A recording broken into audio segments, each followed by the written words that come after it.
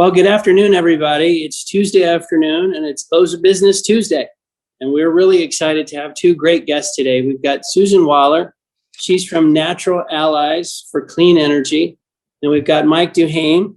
He's from Mercury, which is a strategic PR firm. And what you're going to hear from them is the latest, their latest discussions really with the country and decision makers and everyone involved about natural gas and why we as a nation need to be giving it a second look and thinking harder about its importance and really understanding some of the important facts around natural gas. So welcome, Susan, and welcome, Mike. There's so much more I could have said, but that'll at least tease our audience a little bit. We're super excited to have you guys. We've been planning this for a month or so, and so now here we are after last week's difficulties in Texas. So I'm sure that's just going to add a little extra oomph to the discussion. So while Susan and Mike get ready, Mike Bradley, what's your screen look like? I'm guessing you're. We always watch which room of the house you're in, Mike. It looks like you haven't really improved your location in the last few weeks. You're not on the sofa, but you seem to be in that usual spot. Well, Maynard, I haven't improved the spot in the room yet, but I guess what? The equities have really moved quite a bit, so they really are up in the ceiling right now. They've gone so high. And so, the question is why? Energy sector is the best performing sector year to date by almost double the closest, which is financials. And one of the things that we've seen in the last 2, 3, 4 weeks is, it's a decoupling between the energy transition or the new energy names. If you look at something like the ICLN ETF versus traditional energy or the S&P 500 energy, big divergence by almost 30% here year to date. And the reason why is that, it's not that the energy transition has gotten poor. It's just that I think the traditional energy stocks with a rally in crude and gas, they're getting a second look for two reasons. One, because it's an inflationary trade. This is something we've talked about for, I think 4, 5, 6, 7 weeks, something of that nature, that inflationary money would be moving to this group. It is moving to this group. You've seen long bonds go from 90 basis points to almost 140 basis points. We think they're going to probably go higher, given what we see out there. So, the other thing I would look at too is there's this momentum versus value trade, and if you put that together, I mean, it's really decoupled, and and it's really breaking through technical trading issues right now. So, momentum is stalled. Cyclical value is basically taking capital from that area, and it's really based on an inflationary opening the global economy trade, and that's what we got right now. And so it doesn't take a lot of capital flowing to energy, which is at almost 2.7% of the S&P, to really move that up quite dramatically. We're hearing good stuff from these companies come conference calls. I think there was a lot of worry with gas. I mean, with the oil up almost $10 from $10-12 from Q3 calls, that would hear a little bit of, opening of the taps and then spending some more money. We're not hearing that at all. In fact, most companies are saying we're not going to basically open the taps probably to year end. We're going to see what demand does, and we're going to see what OPEC does. That is a differentiated message than we've heard in the last cycle. And so that's what's going on right now. And so things look good. That doesn't mean we can pull, we can't pull back, but I just think the fundamentals right now is there's money flow coming to cyclical names. And until that basically stalls out, I think people that have been bearish are going to get run over. Wow. Okay. Well, that put a fine point on it there. Thanks, Mike. Matt, Mike mentioned earnings season. We quite a lot of names this week, some names last week. What would you tell us, add to Mike's comments or take away from earnings, anything at all? Yeah, it's actually been a pretty constructive earnings season, maybe just starting out with upstream. One of the key themes that has been talked about over the last 3 to 4 months as we've started to see the improvement in the macro backdrop is how does upstream respond? And Mike hit it right on the head. Management team's messages on the conference calls have been on point. No interest in adding growth back into the system with OPEC voluntarily curtailing production, which is artificially propping up the market. And so that still continues to provide a positive tailwind on the macro backdrop. I think in conjunction with that, there is a hyper focus on debt reduction, which is a key theme for us and a key theme for the industry. And we're seeing very strong free cash flow yields coming out of the sectors we've talked about previously in a 55 to to $60 world, which is where we were previously thinking the back end of the curve would trade for this year. We're starting to see double-digit free cash flow yields to equity, and in some cases, for some of the companies with a little bit more leverage in the system, potentially free cash flow yields to equity that are approaching 20 to 25%. So the sector looks pretty attractive from a valuation basis. The industry is doing the right thing in terms of keeping pressure on the drill bit and not going back to putting capital to work at the drill bit level, and that's keeping the macro backdrop in good shape. What that unfortunately means is we haven't really seen any pricing pressure or any pricing response on the service side. So while we do see some positive momentum in the service space in general, at this point, because of just the limited amount of activity levels that have come back into the sector, probably still looking for a 2022 response on the pricing front to see more meaningful gains for service. That doesn't mean the stocks can't work, but you probably have a little bit more momentum still going in the upstream space over the next 6 months. And then midstream's been a little bit of a mixed bag. Generally speaking, some of the companies have added a little bit of growth capital back into the midstream side of things.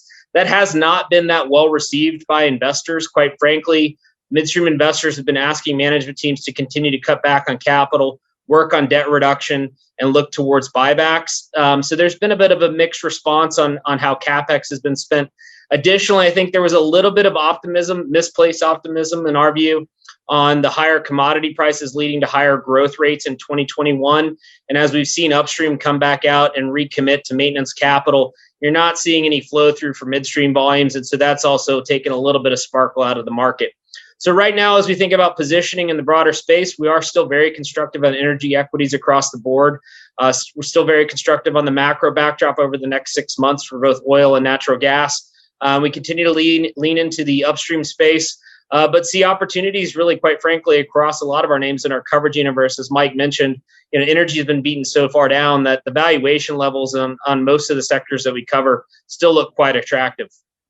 Well, that's a great summary. Colin, maybe as I turn to you, one observation / question, it seems like the early part of the crisis we're in saw a massive amount of liquidity come into the system, historically low interest rates, and that really helped the new energy sector, the tech sector, the new kids on the block. Now, 10 or 11 months into this, some of that same effect is causing people to say, hey, wait a minute, we're going to have inflation. Hey, wait a minute, I got to get into commodities. And you got a little rotation going. So what at first helped the new energy world now seems to be helping the old energy world. Is that a fair summary, or am I talking myself into that? No, I think that's right. And I might give it a little bit of a wrinkle and say that it was helping the commodity side the whole time. We were talking a couple of days ago, you and I, about M2 in the US being up 26% year over year. Well, when we first had that impulse towards extraordinary monetary policy on top of extraordinary monetary policy, it was growing at an annualized rate of 40 to 60%. And so, whether you call that reflation or inflation or relief or stimulus, a lot of words are getting tossed around the investor community right now.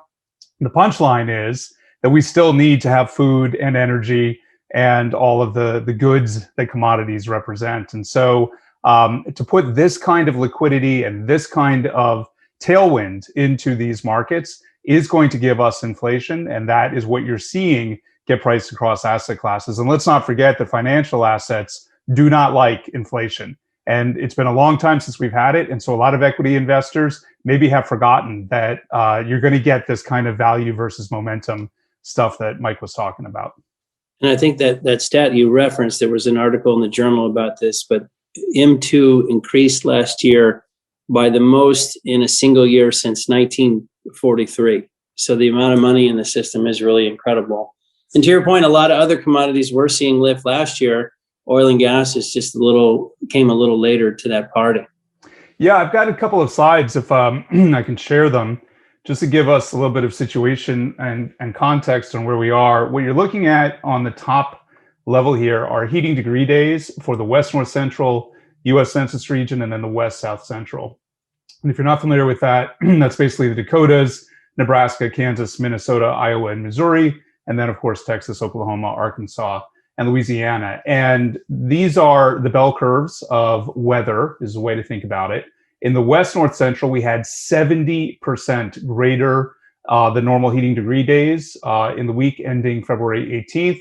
And in Texas and the rest of the West South Central region, it was up 170%. So, you can really just see why this was such a traumatic event for so many people. You had Texas almost as cold as normal for Chicago for a couple of days. And that indeed is pretty impressive. But the takeaway is that we've already returned back to normal. So we're seeing residential and commercial gas demand, which had peaked above 61 BCF per day, be back down to the norm for this time of year. It's down about 45% from the peak on February 15th. And the key takeaway here is that were it not for this wintry weather, we would have had a decline in natural gas demand year to date, year over year. The 6.48 BCF per day of growth year on year more than accounts for the total net 3.67. And so you can see industrial power plant are all weak. And so as we get into the seasonally soft period for residential and commercial demand, we're going to need to see a pickup here from industrial or power. Otherwise, that'll become more obvious that the underlying condition of demand is weak. But to the point on inflation, the market obviously knows all that. We've retraced below $3, but we haven't really fallen much below $3. And the crude oil advance is still intact at 61.65 as we price it midday. More to the point, even when we move beyond the exchange traded commodities into the famous CRB, Raw Industrial Commodity Price Index, we see that we're back to the highest levels that we've seen in a decade. And if you're not familiar with this index, commodity people look at it intently because it is an index of just everyday items that are not coming from the speculation on futures exchanges. It's literally butter, cocoa beans, and things like that traded in the physical market in various locations in the United States. So the punchline here is, while it may be true, as Matt just said, that the oil and gas price may be capped in the near term, in part because we're going to see the weather effect come out of the system, the message from commodity prices writ large is absolutely clear. We are in a new inflation regime and it looks to be durable. And that at the end of the day is going to be positive even for the exchange traded commodities. Awesome. Well, thank you guys. Let's turn to our guest. I mentioned Susan Waller and Mike DuHaime. We're so excited to have you guys. Susan is the executive director of Natural Allies for Clean Energy. She's been in the natural gas industry for 35 plus years. She worked for some companies in the space, and so she's extremely experienced. And Mike works at Mercury, which is a strategic PR firm. And I don't want to steal your thunder, Susan, but what we talked about, I think how we met is we're huge fans of natural gas. Think it's doesn't get its due for all the good it does. And I think I said that to somebody, and they said, "You got to meet Susan Waller," because her organization believes that too. And you mentioned that Mike had been a great friend to you in figuring out, how the country thinks about natural gas and how we can change some of those attitudes. I am going to stop talking now because I'm talking too much. Susan, welcome. Mike, welcome. Let me give you guys the floor. We're excited to hear your thoughts. Great. Thank you so much. Thanks, Maynard and Colin and Mike and Matt. I mean, I learn something every time I watch Close of Business Tuesday. You guys are terrific. But just to step back a little bit, I thought it would be good for me to sort of give you a background. How did Natural Allies ever get started? And then, what are we doing? And then Mike is going to go through some slides because we've done so much analytics that I think it's going to be important to have those slides to support, our communication, what we want to talk about. But it was about 14 months ago that leaders had the vision that we needed to address the misinformation that plagues our industry. And that was many leaders, excuse me, let me turn that phone off. It was many leaders in the Houston area in the natural gas industry, as well as some advocates. But, they really wanted to inform the public of the critical role natural gas has in the clean energy movement. And with that, these are, I'm a pipeline operator, engineers, not really comfortable with advertising. How do you prove that it's really making a difference. So with that, I was, by my CEO, I was told, okay, you go and get together all the national PR firms that are really good, and let's, do an RFP, let's go through it. So we did that. And March 6th of last year, we actually were able to narrow it down to 3 different groups. And Mike Mercury was one, as well as Kivett, and they're a bipartisan PR firm.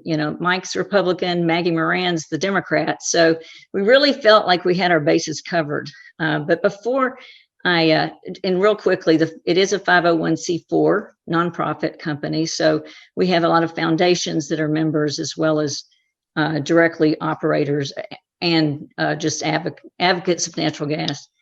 But before I really go into, or let Mike have the floor, I have to tell you how I met Mike. About 10 years ago, Spectra Energy, when I was with Spectra, and I headed up their stakeholder engagement program for all of our capital expansion projects, we were awarded by Con Edison and 2 large producers the interstate natural gas pipeline into Manhattan. It was the first pipeline in 40 years. So big challenge, huge challenge. And my CEO challenged me, like, I don't want you to leave any rock unturned. We want to make sure that we're messaging this right. We're getting support, engagement from public officials. So that's how I met Mike. He came across as really, our project was called the New Jersey, New York Pipeline Project. And most of you might know, Mayor Bloomberg was behind our project because we were able to convert all the buildings in Manhattan from fuel oil to natural gas. So, it's really a great story. But Mike, being the strategic communicator, and one thing I learned the most about Mike is he polls everything. He always is looking at data, proving, he polls before, during, and after every campaign that we do. So we're not guessing about messages and really what's going to turn the public opinion around. So with that, Mike, I don't know if I could tell them any more about you. The 2 of you getting a pipeline into Manhattan, that says it all. You guys, everything else is going to be easy from here. Well, and I have to plug Bill Yardley, the president of now Enbridge, Spectra Energy. Bill was just, I believe if anyone could get a pipeline anywhere, it's going to be under Yardley's leadership. So Mike and I both are big supporters of Bill. So with that, Mike, sorry. Thank you very much. Yeah, that was a great experience. The first one in 40 years, and I'm not sure when the next one's going to be going into Manhattan either.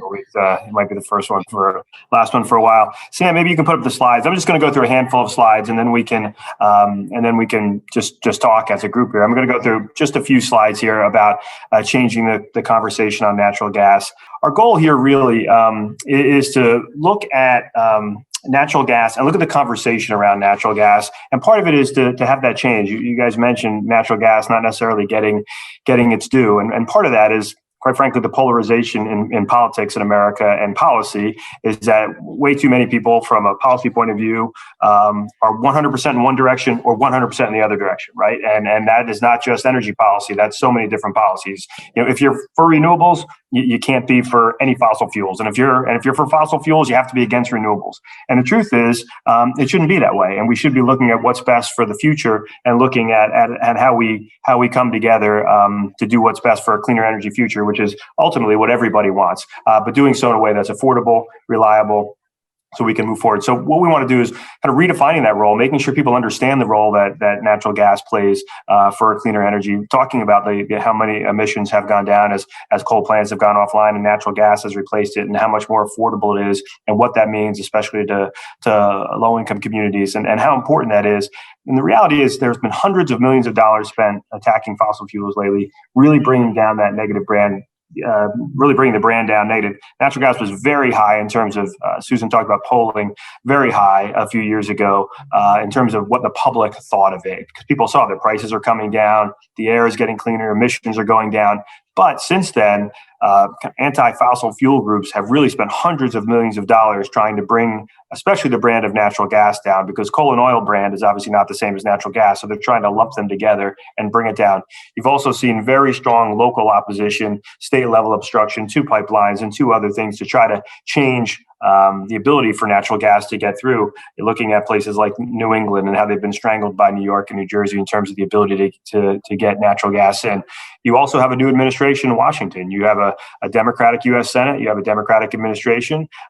It's very different in terms of how they'll be looking at energy than the previous administration. That's just reality. And then finally, you have fossil fuel divestment campaigns, which are picking up steam, and people are pushing very hard for those. So that's just a reality of what we face right now. And so it wasn't necessarily this way 5 years ago. So we have to take a clear-eyed look at what natural gas faces going forward. One of the things, though, the Washington landscape, and in terms of pro-energy and in terms of how it looks, things are very different with a 50-50 U.S. Senate than with Democrats in control with the tie-breaking vote than with Republicans in control in terms of what that means for energy. And certainly the Biden administration is trying to become the single most progressive administration ever when it comes to climate. So much so that they interviewed, reportedly, when they interviewed every single cabinet member, climate was a question for every single cabinet member about how you and your administration or your department can impact climate change. And that is that's incredible in terms of what that means and what that means for natural gas and any other form of energy going forward. And what we want to do is make sure that natural gas is not seen as adversarial toward those goals, but perhaps complementary. How can we help get to the clean energy goals that the administration wants, as opposed to thinking we're just going to fight against it and constantly fight back? So that's really important as we look at the change in landscape in Washington. There were not that many changes in states this year, as much as obviously the House of Representatives actually got closer. Democrats were still in control, but Republicans picked up seats. And in state legislatures, actually several state legislatures flipped to Republican, and Republicans were net +1 on governor. So at the state level, things didn't change as much. To the extent they did, they moved a bit to the center right. But at the federal level, obviously you have big changes here and what that might mean. Obviously, you have also Senator Joe Manchin, who is the chairman of the Senate Energy Committee, much more on the moderate side in terms of the Democratic Party when it comes to energy. So that's certainly something to watch about how they're going to work together between the administration and the moderate Democrats in the U.S. Senate.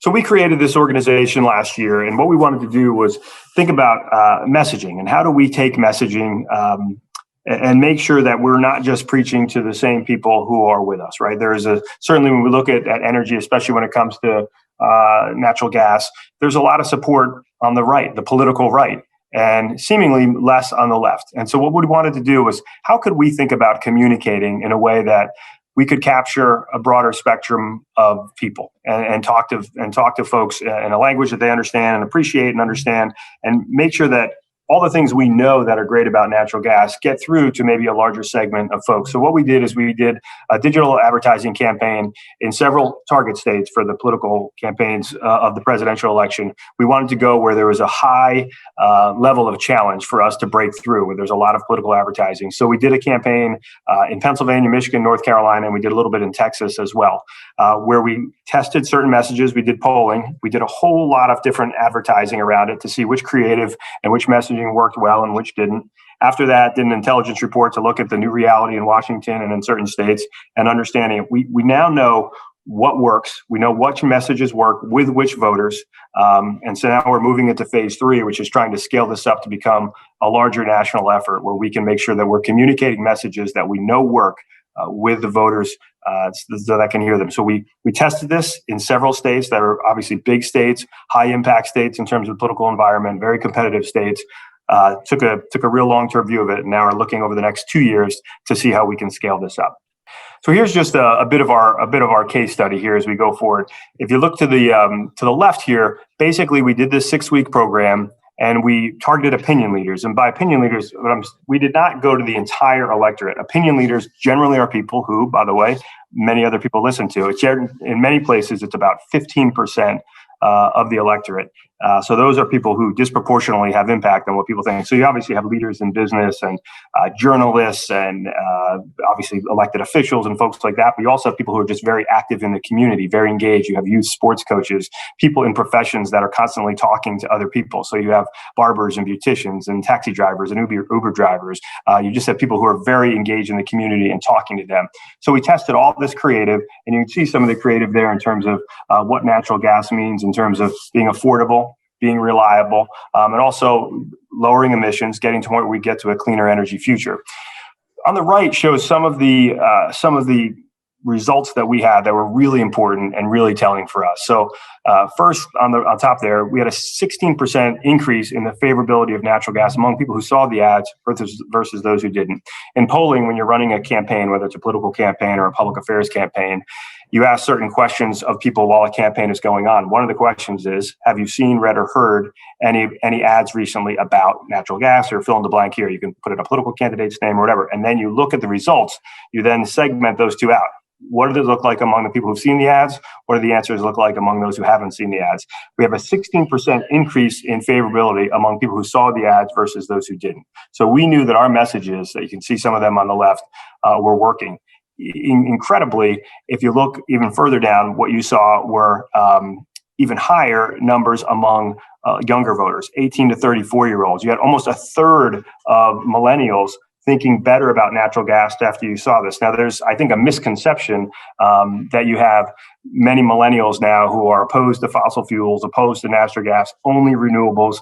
That is not really the case. When they hear that natural gas can partner with renewables, can help us get to a cleaner energy future, they become very favorable toward us as we look forward. The next one shows the increase of positive impacts on natural gas and those on the environment. Understanding that natural gas has a positive impact on the environment. I think there is a concerted effort to make people believe there's a negative impact on the environment.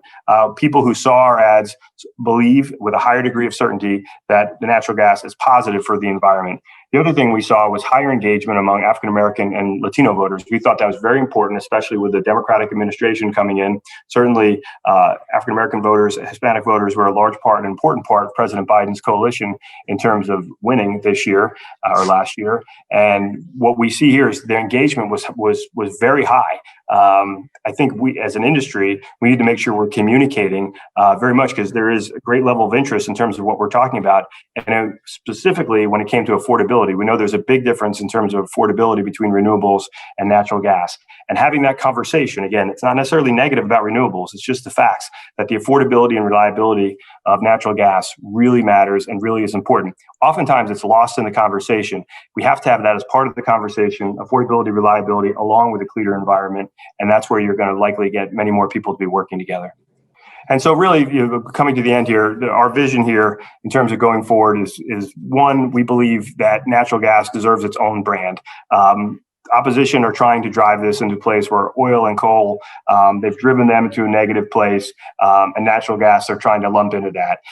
So the question is, from a public opinion point of view, and public opinion drives public policy, because people who are in elected office, their main commodity are votes. And so public opinion matters to those who are decision makers in office, whether it's Washington or Austin or Sacramento or Albany, it doesn't matter.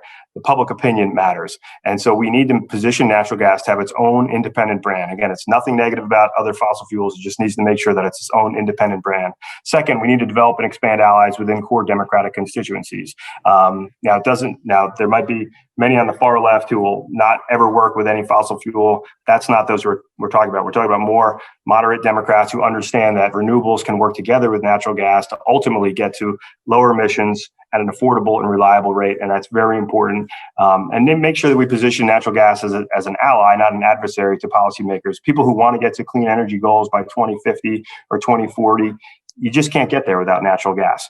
You may want to, but you can't. You can't get there without the headroom from affordability and with the reliability that it has, and obviously with the lower emissions that natural gas has. So our goal is to not be adversarial toward those goals, but to be complementary to them, to understand that people want to get to that goal, but you can't get there without natural gas. And then I just wanted to put up this, just the last slide for anybody who wants to have, contact us. Susan is on here. Here's her email address. Here's her phone number. So if anybody wants more information about how to be involved and how to support this effort, Susan is the person to go to, and there's her contact information. That was awesome. And we only have 97 questions as we looked at all that. I have 12 answers, so I hope some of them are. No, that was fascinating. And well, maybe I could start with a question that I noticed this morning. I was on a call with, it was mostly New Yorkers and Londoners. And then, when you start thinking about the influential cities around the world, whether it's New York or London or Washington, D.C., or San Francisco or Paris. None of those cities have any meaningful energy people living there. And so I guess it's another way of saying, it seems like, see if you agree with this, but if you're a professional in one of those places, like I was talking to a good friend just this weekend, lived in San Francisco. He said, what are you doing with your free time? I said, I'm working with Colin and Matt and Mike, and we have a little podcast, and we're going to convince you that natural gas is great. And I was, just pulling his leg, but not really. But he never hears that, ever. If you so my question is, these highly influential cities with these highly influential other industries and these, very successful, influential people, they just don't have neighbors, that operate pipelines or who are engineers or, so they don't, my kids grew up, probably their little league coaches were energy people. So they naturally thought energy was cool. What do you make of that? Is that a part of the problem here? Because this debate is so lopsided and nobody knows the facts. And a lot of our biggest cities don't know the facts. I think it's a great observation, Maynard. I think it's a great observation. So much of cable television and media is driven out of New York or driven out of London. I think that's really important to know. And San Francisco drives a lot of that out of the West Coast, Los Angeles as well. So I agree with you. I think it's really it's a challenge to the industry to basically say, okay, what do we do about it? As opposed to sit around and lament that it's true, because it's absolutely true. But we can't expect people to know how good natural gas is if we don't tell them. Part of it is just, it's not, to your point, it's not their daily life. It's not what they're thinking about every day. But if we can talk to them about what it would mean for their industry, how do we translate it into something that matters to them? If you own a very expensive restaurant in San Francisco or New York, you're cooking with gas. You're not cooking on a coil stove.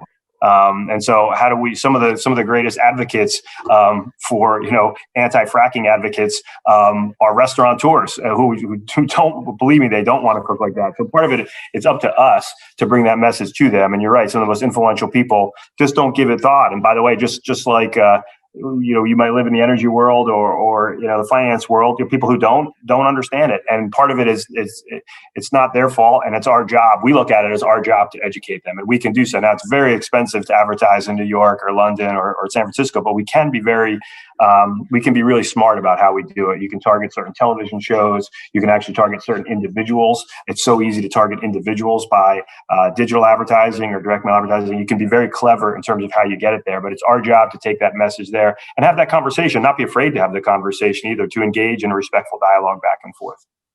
Well, I'm not going to dominate the conversation as much as I literally only have like 9 things I'm excited to ask you, but I'll stop and then somebody else has to ask the next one. But one question would be, and this comes up all the time, is it happens like every day of the week, which is someone says, well, solar and wind are cheaper now than natural gas. And look, I don't know how these flavors of energy became like Republican flavors and Democrat flavors. They're just energy. I don't know why people care. They should be agnostic about where they get their, like, who cares? But that's one that I'm always struck by. And people, so it's to your point about you have a campaign based on the facts, right? Like at its heart, your campaign has to be truthful or it's not going to win minds. And so that one is really striking to me. And you feel like every time that comes up, you can't say, well, wait a minute, are you including the cost of backup? Well, wait a minute. Well, what's your assumption about the future of natural gas prices? I guess what I'm observing is things are just said without data. And, maybe sometimes they're true, sometimes they're not. And it's really complicated. And, and if you're just a normal person, it's so hard to sort through it. So I think that's one of the things that we've been having fun with on this little program is just trying to say, okay, stop. Can we please have the data? But what do you do about that one? That one comes up all the time, that solar and wind are cheaper. How do you talk to people about that? I think part of it is to talk facts as you talk about whether that's subsidies or whatever it might be that result in that, but also to understand you don't need to necessarily fight about it. You can share the aspirational goals for people who support solar and wind. The aspirational goal is essentially a cleaner environment, and there's nothing wrong with that. And I think you start from that. I think all too often those discussions become immediately adversarial, as if you're all completely opposed to one and completely supportive of the other. And that's what we're trying to get to that dialogue where we understand that one can support the other from a pricing point of view, from a reliability point of view. And that's what we're trying to get to. So I think we talked about it earlier, just like politics has become, this center for kind of grievance from one side or the other. And it's become a big industry, right? Fox and MSNBC, and they do really well. They're businesses, and they do really well by having these very polarized debates, energy being one of them. And I think they benefited from that. And I think what we're going to try to do is try to, sometimes you don't always win the conversation by being the most kind of measured, but I think it's a measured place. But you also understand it can't all just be data driven, that there is an emotion to this. There's an emotion in terms of the desire that people have. And we have to understand that and speak with emotion as well, not just with, well, here are the data points that matter. I'm just going to real quick mention one of the surveys that Mike did. He looked at the Green New Deal, and really once he gave more information to people so they could understand really what it meant. Mike, you might speak to that. That was, to me, amazing. Yeah, the Green New Deal is remarkable marketing for people who ever came up with the name. It's outstanding. It's got green and New Deal. I mean, wow, that's that's perfect. Put things together. It could have been maybe the Green Marshall Plan would have been the one better. Peanut butter and chocolate together. It's amazing. It's I think it's when you just test the Green New Deal, north of 80% of people are supportive of it. If you just said you support the Green New Deal, and it's across the board, it's higher with Democrats than Republicans, as you might imagine, but it's across the board in terms of support. Once you explain anything about it, it drops. It drops to 50-50. Once you talk about affordability, the cost of it, some of the repercussions that would happen of a natural gas ban or anything like that, the support plummets. So part of it's just having the conversation and being willing to engage in the conversation about it. And we just saw the more information we got out there, the more people came to the decision that, hey, this isn't all it's cracked up to be. Again, people agree with some of the aspirational goals of it, but once you talk about the reality of what that would mean, the support really plummeted. Mike, I'd like to follow on to that topic, actually. One of the things that we hear a lot about is educating the consumer. But what we may not really hear a lot about is how well educated are the politicians on this topic, because obviously they're guiding the path forward for the country. And we're talking about policy implications that potentially could impact reliability of the grid over the next 10 to 20 years. So just curious, as you work with politicians, how informed do you think the politicians themselves are on this topic? And kind of where things fall out and how we may help them as we progress this information into the public markets? Great question. I think it varies greatly. Certainly in Washington, federal office holders have much larger staffs, are full-time legislators, and can dive into any issue that they want. Some of them choose to be energy experts. Some of them choose tax policy. Some of them choose healthcare. But most of them have the resources to surround themselves and get the information they need and really study up. Now, not surprising, not all of them do. Some of them are completely kind of knee-jerk political. If it doesn't play well in my district, then I don't care. I don't care what the policy is. If it doesn't play well in my district, I just want to get reelected every 2 years so people can keep calling me congressman, and I'm just gonna keep going there. On the state side, it's much less. Many states are. It's just a reality. Many of the elected officials, especially state legislators, they're part-time. This is not how they make their living. They don't get paid a ton to be state legislators. So they have a full-time job, and then within this part-time job of being a state legislator, they are expected to become experts on healthcare, on tax policy, on energy, on whether or not we should be for gambling in our state. You name it. All these things come at them, all while they have a full-time job. So I think I think this would be true of probably any industry. Really important to have a dialogue with elected officials to be a resource for them, not just to go to elected officials when there's an ask, not just to go like, oh, there's a bill moving that we want to kill, so let's go and get our lobbyists to go talk to the elected officials. They hear from everybody when there's a bill that they need to vote yes or no on. I think it's having a relationship with elected officials, and then also thinking about your customers, your company, whether it's natural gas company, whatever, think about your customers as their constituents, because they are an enormous positive force for you, because most elected officials care more about what their constituents think than care about, maybe some energy, policy think tank, in a different state away, or, some energy executive, 10 states away. But if it matters to their constituents and they're getting phone calls in their office or emails into their office about how are you going to vote on this issue, that matters. And so thinking about the workforce, thinking about the consumers, educating the consumers, and in many ways turning the consumers into activists will matter, because 99% of the elected officials out there from both parties, they're trying to do the right thing. They really are. But they're really responsive to their constituents. And I think people, having worked in a congressman's office and having worked in a state representative's office, it matters. They care what comes into their office. They care what the constituents think, and kind of leveraging that and understanding that will help us become better advocates, I think. So this is a question for Susan and Mike. I think we can all appreciate that a fact-based campaign makes a lot of sense. And what we observe often is a lot of our scientists and technically minded people kind of throw their arms in the air. They're like, well, I just presented the facts. Like, how come you don't accept it? It's like, don't you see it?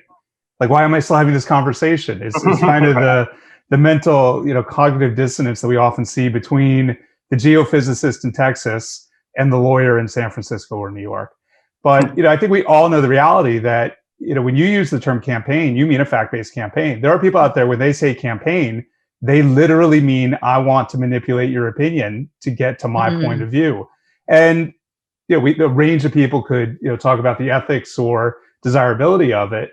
What's your strategy, and how do you think about when you come up with a campaign that's fact-based and your opponent, adversary, whatever word you want to use, is not using a fact-based campaign, but is still trying to win the hearts and minds of folks and using terms like green and clean. And, 5 years ago, natural gas was clean. Now it's not clean. And how did that happen? And, how did I get here? Maybe Susan, if we could ask you just to talk a little bit about that, because I think, some of the folks on the program here watching from the audience, really want to make that point of, this isn't just advertising, it actually is true. And like, why aren't you listening? How do you get that through into the minds of folks who are not energy minded? I think what we've seen that's really been successful with our pilot is the fact that we've actually have a website. We have people that call in for more questions.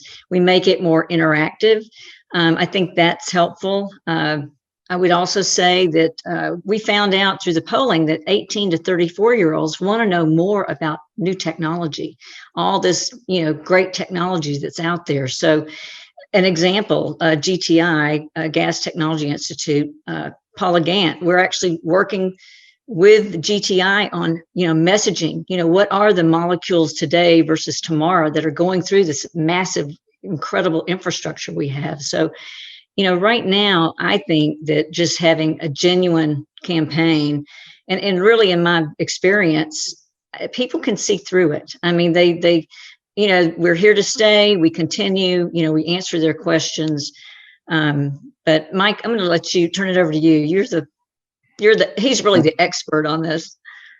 Yeah, sure. Well, Maggie Moran, who's my colleague who works with me to run this, she runs a different firm, but we both came up through politics. We run campaigns, and in some cases run campaigns against each other, which is really fun. It's more fun to be working with each other. But really, you can't let misinformation sit out there. When you're in a campaign and someone is using something that's false or misleading, you have to go out. You have to correct the record. You can't just lament it and kick the chair in your office. You just have to go out and you have to use a campaign. You have to spend money, and you have to go where they're spending. If they have an ad that's misleading and it's on cable TV, you need to be on cable TV correcting the record and pivoting forward. So I think we need to also use emotion. We need to also use facts to get through, but you just can't let it go unanswered. One of the earlier slides showed that hundreds of millions of dollars have been spent against the fossil fuel industry. That hasn't been matched from an advertising point of view. There have been some really good state-based campaigns, and there have been some moments that have been great, but there's not been anything sustained. And over time, that's where we're losing. If something is on television and is unchecked, people will eventually think it's true. And there's a reason that major retail companies never stop advertising, right? And if they find something that works, go drive it home, right? Geico's had the same message, 15%, 15 minutes, say 15% of car insurance, right? It's been the same message for decades. Walmart never stops advertising. McDonald's never stops advertising. The candy industry spends $4 billion in the month of October to get people to buy more candy at Halloween. They never stop.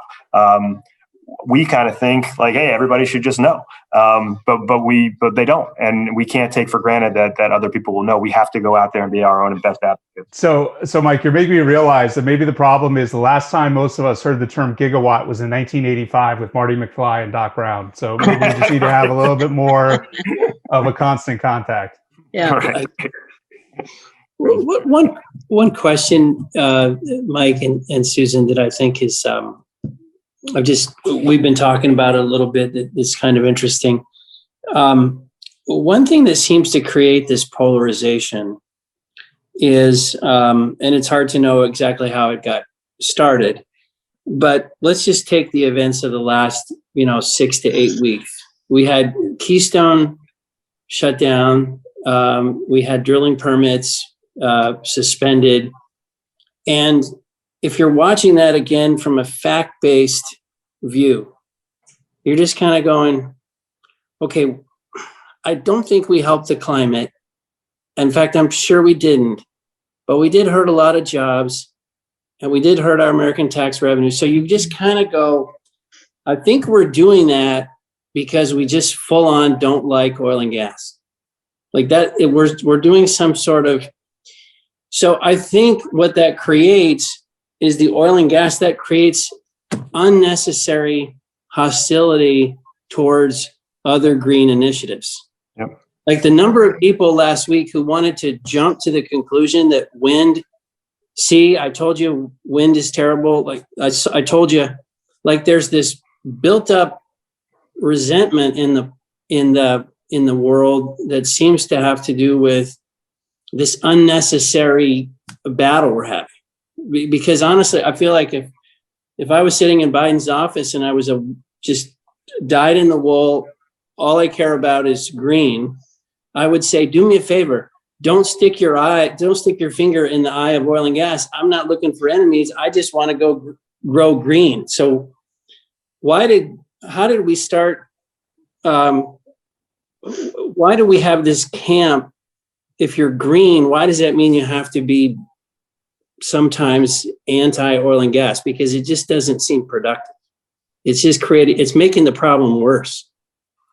Well, we agree. I think what it showed to me is it showed the political power of the environmental left in last year's Democratic primary process, and that they probably extracted those types of policy, promises in order, to be supportive. And obviously, the president ran as more of a moderate Democrat, but he needed to unify the party, and I think that's part of it. And part of it is the further left environmental movement. In order to come on board, they were going to expect action in this way. And I think if you look at the coalitions, as Susan mentioned in our polling, that worked, we found that the natural gas messaging really worked with key members of the Biden constituency. It really worked with millennials. It really worked with Democrats. It really worked with African Americans. But we haven't really gone out there. So I think there's this view is disproportionate in terms of the power of that community than the far left, if you will, that doesn't want to work together. There are plenty on the left who do think we want to work together, but that perception of power, and I agree, it just continues to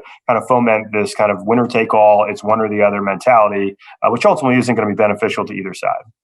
Yeah, and I would just add, I know I was in Florida last week, and on the news was Berg, who was actually going to be the pipe mill for Keystone. They've laid off 160 people. And while I was watching this on TV, one of my friends from Florida said, this is amazing. The ripple effect of, stroke of the pen, So, I think if we could just get out there and get our message, connect the dots for people, I believe we can turn this around. But I would just say one other thing in terms of messaging when it comes to jobs and other things. Every time we test, and from a polling point of view, and this goes across the country, we test things like jobs. People like it. Oh, it's great that the energy industry produces jobs, but that's not really what they care about. They care when they flip the switch, they want the lights to go on, and they want it to be as inexpensive as possible. That's what they care about. Everything else is gravy. Everything else is much less in terms of importance. The jobs message is great, but ultimately it's not the priority. When you ask people what the priorities are, they want reliability and they want it to be affordable. And if you can do so in a green way, and you can employ people and you can give money to charity, that's all wonderful. But at the end of the day, I want the lights to go on and I want it to be inexpensive. And I think we sometimes get away on the jobs message. I do think it's conflicted the Biden administration on this. Labor was also very supportive of him and is very upset by this decision. So I do think there are going to be some problems. Now, maybe he tries to fix that with infrastructure investment elsewhere, but I do think it's a complicated thing for the president. One thing that was always interesting to us in the early years of TPH and the shale revolution, we'd take a lot of trips to Japan and Korea and China because those oil and gas companies were interested in investing in shale and understanding how shale works. And the Chinese used to ask us all the time, do the people of your country realize what you've done? Yeah. And we would say, well, what do you mean? Exactly. And they would say, well, you have lowered your energy costs. Like you have changed the playing field for why somebody puts a manufacturing facility anywhere in the world. You've just created this massive, cheap source of energy. And that's another one that seems lost on people is that any manufacturer asks themselves, well, where should we put the plant? Do we have labor? Do we have access to transportation? What's the cost of energy? They go through all that checklist. And that's the other thing that just seems to be lost on people when it comes to, I was thinking about your comment, Mike, about cheap power. Like, wow, does a manufacturer care about this? And manufacturing has great jobs. And energy independence was a message that really people understood, but now take for granted. I think it's gotten to a point where the lower prices and the independence is just taken for granted. Mike and Susan, maybe just a follow-up question. One thing that our research has suggested is when you have low penetration rates of renewables in states where there is either a good source of solar or a good source for wind, they are quite cheap. But then part of the problem becomes time of demand and being able to store that power and then having the reliability that you mentioned. And Right. Our work so far suggests that battery storage at the grid level hasn't really gotten to the point where it's going to be competitive on the cost side of things.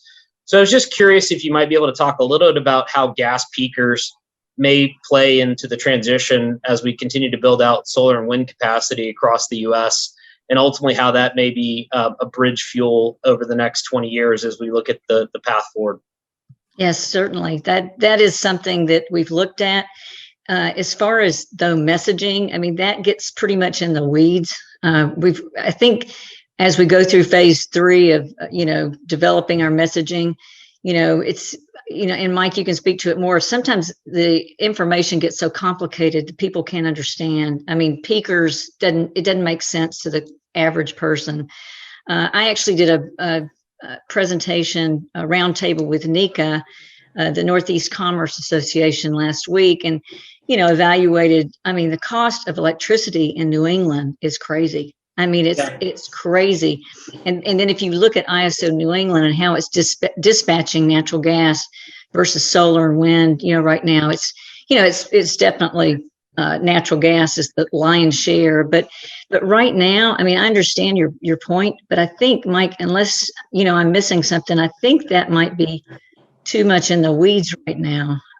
Mike, I would defer to you. You have to take all those things and then translate them into what it means to the average person, right? At the most, people don't have just don't have the time to understand it or appreciate it as much. Some do, but the vast majority want you to quickly translate into what does that mean for me? And so when you start talking about investing in battery storage or things like that, what does that mean? What does that mean to my bill? What does that mean in terms of the reliability? And so I think bringing it back, having that discussion, but then bringing it back to how it impacts their life. I will say another presentation 2 weeks ago with the NARUC, which is the National Association of, I don't know if you know NARUC, the commissioners, utility commissioners. Their gas committee asked us to come in and sort of give them a 101 gas. And we did talk about peakers with them there at that time. But, most of the electric generation fueled by natural gas in New England is not firm. It's all interruptible. So, many of the folks up there, they don't realize when the gas, isn't dispatched, it's because the capacity, was used for the LDC. So, I feel like there's just different levels of educating. And so that's why right now I spend a lot of time with the regulators to help them. They've actually asked us to help give them cover. I mean, this Natural Allies campaign or, advertising campaign, it's an educational, it will help them explain to the public, the need for natural gas. I mean, I won't name names, but many of the commissioners, they don't like what's happening to they're being forced, to go to a net zero by, 2030. They can't do it. And so we're just continuing to educate, a lot of the regulators, or just put the pieces together. And I hate to say educate, it's more informing them and pulling together. GE did a great study on how natural gas generation can really leapfrog us to a cleaner energy future if we just look at that. I don't know if you guys saw that study, but it's only about 25 pages, but you talk about, just a tremendous, way to look at how electric generation fueled by gas can reduce costs and get us into that cleaner energy, lower emissions quicker. So maybe one question that might help this, I'm just curious, it seems like most people really don't realize that the U.S. has reduced its CO2 footprint in the power sector. They just don't understand that. They just hear, a lot of negative stuff, but it's been a really positive story.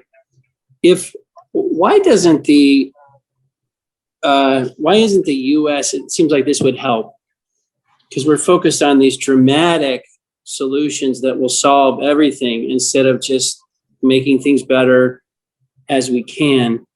It seems like if there was an annual report, maybe John Kerry should do it as the climate czar, but the annual report of what did we do with our CO2 footprint this year? What was it last year? What is it this year? And if people got focused that way, like we want to make it better every year, it would put pressure to do logical things like natural gas for coal and, reducing emissions in industrial facilities, improving the agricultural sector. Like you would try to make real progress instead of just massive programs, massive spending, massive fighting, and no change. Is that a way forward to try to get an annual accountability on? I mean, my biggest observation on the Green New Deal is, unfortunately, it won't improve the problem. Right. Mm-mm. So I don't know. Now, you raise a great point. You look at New England. If you go in and look at how many homes are running on fuel oil right now, it is unbelievable. That's now, crazy. To me, I mean, the big debate I had a couple of weeks ago was, go ahead, that's low-hanging fruit. Convert all of those fuels, those homes. I mean, in commercial businesses. I mean, seriously, the Northeast Gas Association, they have a really great website that goes through and shows you the fuel. You can take a look at that. But, it's just unbelievable. But I definitely agree with you, Maynard. There's so many other, it's a very logical way that we can go and do this. We don't need to do a jump ball to electrification that is not going to make sense, and it will be disruptive to people. So, yeah, I like the idea of dictating what metrics we should be looking at, and that's something organization or academia can also provide as well. To actually, let's look at this study. What does it look like over the last 10 years, over the last 30 years, and where is it going? I think it's a great idea. that is. So Colin, I think we need to commission the ESG report on the United States government. I like it. We're going to hold them accountable every year for what they did. Do it. What do you think? Well, I think that last point was really an important one, so I want to repeat it. And I think it really gets to the heart of the matter. Often we have factually true statements that are not in context or are misleading in the point they make. And I just brought up something here. I won't mention which very famous news agency published this, but basically with the Texas situation last week, where we all know the issue is winterizing, that all of this equipment, what we made a choice not to winterize. That is the core punchline. But this organization could not resist saying 46,000 megawatts of generation went offline, 28,000 came from thermal, coal, gas, nuclear, 18,000 came from renewable energy. So the larger failure, that's literally what they say, the bigger failure was gas. And they don't put it in percentage terms. Yeah. And even here in the fact check, you're just misleading the witness. Maynard, we always joke about leading the witness. Here, you're just misleading people. And if you're already kind of taught to go to a certain spot for your facts, and they do give you accurate facts, but they don't tell you the story in a way, it just further inflames all of these passions and the absurdity of the emotion in it. And I think that's something that frustrates us as we try to bring that sensibility to it. You heard George O'Leary last week in the middle of it make that point. He had the data in hand, researched, Matt's team had the data and accurately put it in a context. But that's not what most people heard. They heard this national organization, and that's part of the problem. One last question, because we've got to let you go. We think our viewers enjoy this, but if we win as long as we'd like to, we might lose a few. But here would be the question. You mentioned influential people, Mike. That was fascinating, talking about people who are role models in their communities and who have the ability to influence. Is there any thought that, and I'll just throw out one name, Bill Maher, the HBO talk show host. Is there anybody who's classically associated with, maybe being anti-fossil fuel or anti, just call them leftward leaning? Anybody like that you could convince to embrace this? I'm ruling out George Clooney, but you never know. But is there somebody like that out there, a big influencer who could get behind this and say, "Hey, wow, excuse me, I'm sorry to be unpopular here, but this is fantastic." Is there any thought to a name like that? We've talked a good deal about it, Susan and I, about making sure that we have people who maybe are counterintuitive. You bring up Bill Maher, I'm not exactly sure where he is on this, but he is, while he obviously comes from the left, he is unafraid to take the left to task when he thinks they're wrong. It's certainly an interesting name. But one of the things we know out there are, whether it's high-profile Democrats or high-profile who are in public office or formerly in public office, or elected officials, or entertainers, or people who are in pop culture, who do see this, and that's part of what our organization wants to do, is make sure that we break down some of the political barriers. As you said, those kind of knee-jerk barriers that are up right now, just like everything's got to be right, left. We can't have that. So we do need to make sure that we are talking to people who are influential, kind of in the center left, not just the center right. And that's going to be one of our challenges. So I like the idea. I don't know Bill personally, so I can't call him, but I like the idea. Maybe we'll figure out a way to reach you out. Well, he's certainly entertaining. And so, Bill, if you're watching, we'd love to talk to you about natural gas or anyone else. But thank you for all the work you're doing, guys. It's really fascinating. It's important to make this conversation a better, more honest one. So I just want to thank you and your team again. I mean, this is a great venue, and I love the fact that you have so many different people on to all different perspectives. So again, anyone that wants contact information or more information about Natural Allies, please contact me. I'm happy to, sign you up and be a part of our team. Fantastic. Well, thank you to you, Susan. Thank you to you, Mike. That was fascinating.